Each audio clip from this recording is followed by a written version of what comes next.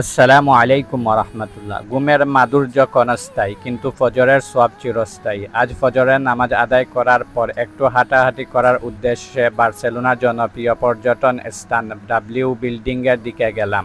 সঙ্গে ছিলেন সিরাজুল ভাই, মুরাদ ভাই ও রাশেদ ভাই। ডাব্লিউ বিল্ডিং বার্সেলোনার অন্যতম পরিচিত স্থাপনা। এর অনন্য নকশা ও সমুদ্রের তীরে অবস্থানের কারণে অনেক দূর থেকে এটি সহজেই চোখে পড়ে এবং দেখতে সত্যি অসাধারণ লাগে। আলহামদুলিল্লাহ, আমরা চারজন বসে কিছুক্ষণ গল্প করলাম। সুন্দর পরিবেশ, সমুদ্রের নির্মল বাতাস আর আন্তরিক আড্ডায় সময়টা খুবই সুন্দর কেটেছে।